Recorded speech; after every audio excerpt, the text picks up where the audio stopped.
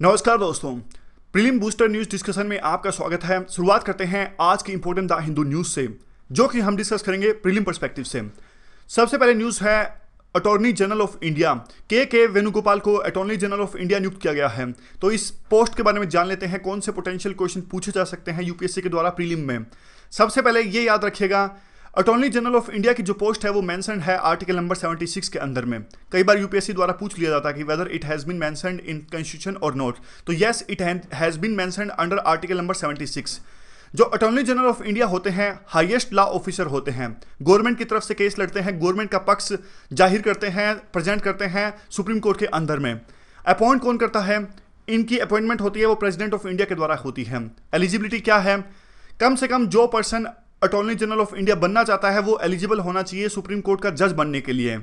और टर्म कितनी होती है? कोई भी टर्म नहीं डिसाइड की गई है, मेंशन नहीं की गई है हमारे संविधान के अंदर में। तो प्रेसिडेंट चाहे तो अपने हिसाब से टर्म डिसाइड कर सकते हैं। आमतौर पे प्रेसिडेंट काम करते हैं काउंसिल ऑफ मिनिस्टर्स की एड एंड एडवाइस से। तो कन्वेंशन ये है कि शुरुआत में 3 साल के लिए कार्यकाल होता है, जिसे बाद में एक्सटेंड भी किया जा सकता है। जैसे अभी के जो एजी थे, उनकी जो कार्यकाल रहा 3 साल का, सरकार ने उनको ऑफर किया था कि हम आपका एक्सटेंड कर रहे हैं, लेकिन उन्होंने मना कर दिया। तो एक्सटेंड भी किया जा सकता है। रिमूवल कौन करता है? प्रेसिडेंट रिमूव कर सकते हैं एजी को। सैलरी कुछ भी डिसाइड नहीं है, प्रेसिडेंट चाहे तो अपनी मर्जी से कुछ भी सैलरी दे सकते हैं। और प्रेसिडेंट काम करते हैं काउंसिल ऑफ मिनिस्टर्स की एड एंड एडवाइस से, तो इनडायरेक्टली गवर्नमेंट चाहे तो कुछ भी सैलरी इनको दे सकती है। ड्यूटीज क्या होती हैं? ड्यूटीज तो यही होती है कि जब भी देखिए सरकार का पक्ष रखना होता है सुप्रीम कोर्ट के अंदर में, तो सरकार की पैरवी ये करते हैं। और उसके अलावा वैसे ऐसा कुछ भी नहीं है। जब ये सरकार की तरफ से केस लड़ रहे होते हैं, यानी जो एजी हैं अभी मिस्टर के वेणुगोपाल, ये प्राइवेट भी अपनी जो प्रैक्टिस है वो जारी रख सकते हैं, लेकिन कुछ लिमिटेशंस के साथ में। जैसे कि लिमिटेशंस ये होती हैं कि ये सरकार के खिलाफ में कोई भी केस नहीं लड़ सकते, क्रिमिनल केस नहीं लड़ सकते, क्योंकि क्रिमिनल केसेस जो आमतौर पे होते हैं सरकार की तरफ से लड़े जाते हैं। तो काइंड ऑफ सरकार की तरफ से तो ये लड़ ही नहीं सकते, तो ये लिमिटेशन है। किसी भी सरकारी कंपनी में डायरेक्टर नहीं हो सकते। ये सारी कंडीशंस हैं, यानी अपनी प्राइवेट प्रैक्टिस भी जारी रख सकते हैं, लेकिन कुछ लिमिटेशंस के साथ में। और सरकार की तरफ से ये किसी भी हाई कोर्ट में कहीं भी पेश हो सकते हैं। अगर आर्टिकल नंबर 143 के तहत में सुप्रीम कोर्ट प्रेसिडेंट के द्वारा सुप्रीम कोर्ट से कोई राय मांगी जाती है, ओपिनियन मांगी जाती है किसी इंपॉर्टेंट लॉ क्वेश्चन पे, तो भी ये एक प्रकार से सरकार का पक्ष रखते हैं उस चीज पे। कुछ और चीजें जिन पे क्वेश्चन पूछे जा सकते हैं, देखिए ये पूरे देश में किसी भी कोर्ट में पेश हो सकते हैं, ऐसा इनके पास में अधिकार हैं। ये कोई भी कमेटी जो है, पार्लियामेंट की कोई भी कमेटी है, उसमें पार्टिसिपेट कर सकते हैं। लेकिन एक बात याद रखिएगा, इनके पास में वोटिंग का अधिकार नहीं हो सकता है। बोल सकते हैं, पार्टिसिपेट कर सकते हैं, लेकिन वोट नहीं कर सकते किसी भी कमेटी में ये। और इनके पास में वो सारी प्रिविलेजेस उपलब्ध हैं जो किसी मेंबर ऑफ पार्लियामेंट के पास में होती हैं आर्टिकल नंबर 105 के अंदर में। प्रिविलेजेस हमने काफी सारी डिस्कस करी, आपने देखा ही होगा कि इनको कोडिफाई करने की आवश्यकता है। तो वो सारी प्रिविलेजेस जो हैं वो एजी के पास में भी होती हैं, अटॉर्नी जनरल ऑफ इंडिया के पास में भी होती हैं। जबकि सोलिसिटर जनरल ऑफ इंडिया जो हैं, उनकी जो पोस्ट है वो मेंशन नहीं है संविधान के अंदर में। तो ये इंपॉर्टेंट चीज है, आपको याद रखनी है। एजी की पोस्ट है आर्टिकल नंबर 76 के अंदर में, जबकि सोलिसिटर जनरल ऑफ इंडिया की जो पोस्ट है वो मेंशन नहीं है कहीं भी हमारे संविधान के अंदर में। इसके अलावा जो स्टेट के अंदर में एडवोकेट जनरल होते हैं वो भी मेंशन है हमारे संविधान के अंदर में। आगे है ITBP, Indo Tibetan border police. इनके चीफ की नियुक्ति हुई है, आर.के. पचनन को नियुक्त किया गया है आईटीबीपी के चीफ के तौर पे। थोड़ा सा इस बॉडी के बारे में, पुलिस के बारे में जान लेते हैं, आईटीबीपी के बारे में। 1962 में भारत और चीन का युद्ध हुआ। भारत को उस युद्ध में हार का सामना करना पड़ा। फिर एक जरूरत महसूस हुई थी, क्योंकि देखिए 1962 से पहले इंडिया ने काफ़ी ज़्यादा ध्यान दिया था वेस्टर्न बॉर्डर पे, और जो ईस्टर्न बॉर्डर है वहाँ पे, यानी बांग्लादेश के साथ जो बॉर्डर लगता था, जो पहले का पाकिस्तान था, वहाँ पे इंडिया ने काफ़ी ज़्यादा ध्यान दिया। लेकिन चाइना के साथ लगता जो बॉर्डर था, इंडिया ने बिल्कुल भी ध्यान नहीं दिया इस बॉर्डर पे। इंडिया ने कभी सोचा भी नहीं था कि चाइना के साथ में भी हमारा युद्ध होगा।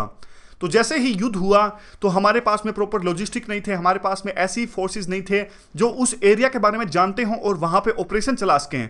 तो इसी को ध्यान में रखते हुए 1962 के बाद में हमने एक स्पेशलाइज्ड फोर्स क्रिएट करने का निर्णय लिया, जो कि चाइनीज बॉर्डर के साथ में, यानी तिब्बत के साथ जो बॉर्डर लगता है, वहाँ पे ऑपरेशन चलाए जा सके मुश्किलात दिनों में। तो 1962 में इस फोर्स का निर्माण किया गया था सीआरपीएफ एक्ट के अंदर में, इंडिया चाइना वार के बाद में। और कौन सी मिनिस्ट्री के अंदर में ये आती है? ये आती है होम मिनिस्ट्री के अंदर में, याद रखिएगा। Which ministry? Home ministry. अगली जो बॉडी है, न्यूज़ आर्टिकल ये है, कंटेक्स्ट ये है कि ट्राई बार बार सरकार से अनुरोध कर रहा है कि आप जो टेलीकॉम सर्विसेज है उस पर जीएसटी आप जो लगा रहे हैं उसकी रेट को कम कीजिए। ऑलरेडी पहले काफ़ी जो सर्विस प्रोवाइडर्स हैं लॉसेस में चलते हैं, तो इतना ज़्यादा जीएसटी अगर सरकार लगा देगी तो सर्विस प्रोवाइडर्स हैं और ज़्यादा लॉस में आ जाएंगी। तो ट्राई के बारे में थोड़ा सा हम जान लेते हैं। स्टैचुटरी बॉडी है जो ट्राई है, और चेयरमैन जो होते हैं 3 साल के लिए इनको नियुक्त किया जाता है, और 65 साल दोनों में से जो भी अर्ली अचीव हो जाए उसके बाद में रिटायर हो जाते हैं ट्राई के चेयरमैन, 3 ईयर्स या फिर 65 ईयर्स। 2 पार्ट टाइम मेंबर्स होते हैं, 2 फुल टाइम मेंबर्स होते हैं। एक्सपर्टीज होती है इन मेंबर्स की अलग अलग क्षेत्रों में, जैसे टेलीकॉम में, इंडस्ट्री में, या फिर फिनेंस में, लॉ में, अकाउंट्स मैनेजमेंट में, कंज्यूमर अफेयर्स में, इन सब में मेंबर्स की एक्सपर्टीज होती है। तो याद रखिएगा, एक चेयरमैन 3 साल के लिए नियुक्ति या फिर 65 ईयर्स तक, उसके बाद में 4 मेंबर्स, 2 परमानेंट और 2 पार्ट टाइम। एक्सपीरियंस होता है अलग अलग क्षेत्रों में। क्या फंक्शन करता है ट्राई? ट्राई देखिए स्पेक्ट्रम ऑक्शन को रेगुलेट करता है, लाइसेंस फीस और जो दूसरी चीज़ें होती हैं टेलीकॉम इंडस्ट्री के अंदर में उनको रेगुलेट करता है। डिफरेंट सर्विस प्रोवाइडर्स के अंदर में अगर किसी बात को लेके गतिरोध पैदा हो जाता है, जैसे कि एग्जांपल के तौर पे अभी जियो और एयरटेल के बीच में काफ़ी सारे डिफरेंसेस आए थे। जियो कह रहा था कि एयरटेल जो है वो लोकेज सिस्टम नहीं प्रोवाइड कर रहा है, यानी जो जियो से अगर कॉल करते हैं तो एयरटेल को कॉल नहीं लगता। एयरटेल ने भी काफ़ी सारी बातें कही जियो के अगेंस्ट में की कि आप इतनी सस्ती सर्विसेज प्रोवाइड कर रहे हो, ऐसे तो कंपटीशन बिल्कुल खत्म हो जाएगा, आपके पास में पैसा है, अंबानी के पास में पैसा है। तो वो भी ट्राई के पास में गए थे, फिर ट्राई ने उनका प्लान बंद करवा दिया था। तो इस तरह की जो चीज़ें हुई काफ़ी, तो उसका निपटारा करता है ट्राई।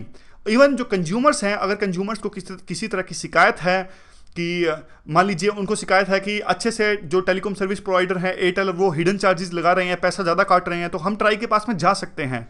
तो काइंड ऑफ इन सब चीज़ों को एड्रेस करने के लिए है ये ट्राई बॉडी। उसके अलावा तो आज सारा का सारा जो न्यूज़पेपर है वो जीएसटी से भरा हुआ है कि जीएसटी कैसे लॉन्च हुआ, क्या ट्रेडर्स की शिकायतें हैं, उन सब चीज़ों से भरा हुआ है। तो वैसे तो देखिए जीएसटी के बारे में हमने काफ़ी बार डिस्कस भी किया है, कौन कौन से पोटेंशियल क्वेश्चन बन सकते हैं। जैसे एग्जांपल के तौर पे फिर से आपको 2-3 क्वेश्चन बताऊं तो, कि क्या जीएसटी सोर्स बेस्ड टैक्स है या डेस्टिनेशन बेस्ड टैक्स है? तो ये जो है उसका आंसर होगा कि जीएसटी एक डेस्टिनेशन बेस्ड टैक्स है। एक कई बार क्वेश्चन पूछ लिया जाता है जीएसटीएन के बारे में, क्या है जीएसटीएन? जो है एक पोर्टल प्रोवाइड करेगा, नॉन गवर्नमेंटल कंपनी है और पोर्टल प्रोवाइड करेगा जहाँ पे सारे जीएसटी टैक्स पेयर्स अपने अपने टैक्स को पे करेंगे। उसके अलावा काफ़ी सारे जीएसटी फैसिलिटेशन सेंटर खोले गए थे, और कौन कौन से टैक्सेस मर्ज हुए हैं वो भी हमने डिस्कस किया सुबह एडिटोरियल की वीडियो में। तो ये सारे क्वेश्चन बन सकते हैं जीएसटी के ऊपर में। जीएसटी काउंसिल की बात करें तो इसके चेयरमैन होते हैं हमारे फाइनेंस मिनिस्टर, और 50% मेंबर्स आएंगे तभी कोरम होगा, तभी ये जीएसटी की मीटिंग हो सकेगी। और इसकी बात करें तो पावर्स कितनी है, वो सारी चीज़ें हमने डिस्कस करी थी। जीएसटी काउंसिल किस प्रकार से डिसीजन ले सकती है। अब देखिए इस न्यूज़ आर्टिकल का जो पीआईबी के अंदर में उसका कंटेक्स्ट क्या है। इसका कंटेक्स्ट ये है कि किसान जो हैं जो फर्टिलाइजर्स का यूज़ करते हैं वहाँ पे जीएसटी के जो रेट हैं वो काफ़ी ज़्यादा हो गए थे। बार बार अनुरोध किया जा रहा था। इवन जो मिनिस्ट्री है जिसके अंदर में फर्टिलाइजर्स प्रोड्यूस करती है, जो ministry for chemical and fertiliser and parliamentary affairs को अलग से मिनिस्ट्री है, यानी इन दोनों मिनिस्ट्री जो हैं इन्होंने बार बार अनुरोध किया था कि फर्टिलाइजर्स पे जो रेट है वो फाइनेंस मिनिस्ट्री कम कीजिए। तो जीएसटी काउंसिल की 18वीं मीटिंग हुई थी 30 जून, यानी कल। इन्होंने डिसाइड किया कि जो फर्टिलाइजर्स पे पहले टैक्स लगता था 12%, उसको कम करके 5% किया जाएगा। किसानों के हितों को ध्यान में रखते हुए यह फैसला लिया गया है। अगली जो न्यूज़ है वो बेसिक कस्टम ड्यूटी के बारे में है। बेसिक कस्टम ड्यूटी कम की गई है, जो बढ़ाई गई है इलेक्ट्रॉनिक गुड्स पे, क्योंकि देखिए भारत के अंदर में जो इलेक्ट्रॉनिक इंडस्ट्री है वो अच्छे से डेवलप नहीं है, और जो भारत सरकार है वो काफ़ी तरह के कदम उठा रही है ताकि हमारी जो इलेक्ट्रॉनिक इंडस्ट्री है उसको मजबूत किया जा सके, उसको डेवलप किया जा सके। इसके लिए हमने अपनी जो नेशनल इलेक्ट्रॉनिक पॉलिसी है वो भी डिक्लेयर की थी। उसमें यह था कि $300 बिलियन की इन्वेस्टमेंट होगी 2020 तक, 2 मिलियन यानी 20 लाख जॉब्स क्रिएट की जाएंगी इलेक्ट्रॉनिक्स मिनिस्ट्री के अंदर में। कई सारी स्कीम्स भी सरकार ने चलाई है इलेक्ट्रॉनिक जो इंडस्ट्री है उसको मजबूती प्रदान करने के लिए, जैसे MSIPS। इसमें इंसेंटिव दिए जाते थे, यानी जो भी इलेक्ट्रॉनिक इंडस्ट्री स्टैब्लिश होती है, मैन्युफैक्चरिंग जो यूनिट है वो स्टैब्लिश होती है, टैक्स की छूट दी जाती है। उसके अलावा और भी काफ़ी सारी चीज़ों पे जो है वो फोकस है, जैसे एक्सपोर्ट को बढ़ाया जाए, या फिर टैलेंट पूल रिक्वायर्ड है, नई स्किल्स प्रोवाइड किया जाए, नए चिप डिज़ाइन में नई PhDs की पोस्ट हों ताकि ज़्यादा से ज़्यादा रिसर्च हो इलेक्ट्रॉनिक इंडस्ट्री के अंदर में। तो ये तमाम तरह की चीज़ें की जा रही हैं गवर्नमेंट के द्वारा, इलेक्ट्रॉनिक मिनिस्ट्री एंड टेक्नोलॉजी के द्वारा में। और वैसे काफ़ी सारी स्कीम्स भी इलेक्ट्रॉनिक मिनिस्ट्री चला रही है, जैसे डिजी लॉकर की बात करें। डिजी लॉकर ये है कि हम हमारे जो डॉक्यूमेंट्स हैं वो संभाल के रख सकते हैं ऑनलाइन और दिखा सकते हैं। जरूरत पड़ने पे मान लीजिए एडमिशन के लिए कोई जाता है किसी इंस्टीट्यूशन में या किसी दूसरी जगह पे, तो हमें हमारे जो डॉक्यूमेंट्स हैं वो कैरी नहीं करने पड़ेंगे। डिजी लॉकर में अगर वो डॉक्यूमेंट्स मौजूद होंगे तो हम जरूरत पड़ने पर वो डॉक्यूमेंट्स दिखा सकते हैं। एक जैसे 2.5 लाख पंचायतों को जोड़ने की बात हुई थी, डिफरेंट पंचायतों को वहाँ पे कम से कम 100 जो MBPS है वो स्पीड प्रोवाइड की जाए। और भी काफ़ी तरह की स्कीम चलाई जा रही हैं इलेक्ट्रॉनिक मिनिस्ट्री के द्वारा। एक एंटरप्रेन्योर एक पार्क है उसका भी इस्टेब्लिश किया गया था। उस पर्टिकुलर पार्क में जो टैक्स है वो काफ़ी कम लगेंगे और सिर्फ इलेक्ट्रॉनिक्स मैन्युफैक्चरिंग यूनिट्स हैं उसके लिए वो पार्क डेडिकेटेड होगा स्पेशल तौर पे। तो मेनली तो देखिए आज PIB में भी कोई भी न्यूज़ नहीं है और हमने कुछ एक्स्ट्रा ही डिस्कस किया है जो भी है। आज सारा न्यूज़पेपर तो भरा हुआ है GST से। PIB देखिए बहुत इंपॉर्टेंट हो गया है। अब PIB पे हम काफ़ी ज़्यादा फोकस करेंगे। आप देखिए इस बार का जो पेपर उठा के देखेंगे तो आपको ये पता लगेगा कि ज़्यादातर जो क्वेश्चंस पूछे गए हैं वो पूछे गए हैं PIB से, गवर्नमेंट डॉक्यूमेंट से, जो इकोनॉमिक सर्वे है इनसे, क्योंकि UPSC नहीं चाहती कि कोचिंग को बढ़ावा मिले। आपने देखा होगा कि जो भी कोचिंग फैक्ट्रीज हैं वहाँ से इतनी सारा उन्होंने ज़्यादा टेस्ट प्रोड्यूस किए लेकिन क्वेश्चंस बिल्कुल भी नहीं आए इस बार के प्रीलिम पेपर पे। सरकार ये चाहती है कि बिल्कुल बच्चों को खर्चा ना आए कैरी करने का, कोचिंग वो ना लेनी पड़े, जो भी क्वेश्चन पूछे जा रहे हैं वो बिल्कुल करंट से पूछे जा रहे हैं। इवन जो गैप है यानी 5वां अटैम्प्ट है, जिसका 6ठा अटैम्प्ट है, 4था अटैम्प्ट है, उनके पास एक एडवांटेज हो जाता है। वो एडवांटेज भी उनको नहीं देना चाहती UPSC, इसीलिए करंट से इतने ज़्यादा क्वेश्चन पूछे जाते हैं। और इसलिए हम बार बार रिविजन भी करेंगे PIB और जो डेली न्यूज़ है उनकी, और बार बार टच में रहेंगे। हो सकता है कि हम कुछ समय के पश्चात मंथली रिवीजन स्टार्ट करें, वीकली रिवीजन स्टार्ट करें, ताकि टाइम टू टाइम हम बिल्कुल टच में रहें। जब भी पेपर आए हमारी revision with in the minutes हो जाए, ऐसा हम करने की कोशिश करेंगे। तो आज देखें कि कौन कौन से आर्टिकल्स हमने रिवाइज किए। द हिंदू में हमने देखा अटॉर्नी जनरल ऑफ इंडिया के बारे में, ITBP के बारे में हमने डिस्कस किया, ट्राई के बारे में हमने डिस्कस किया।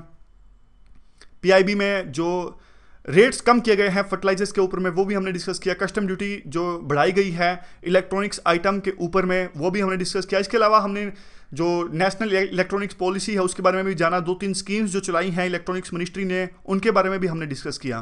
तो आज के डिस्कशन में बस इतना ही। Thank you very much for discussion.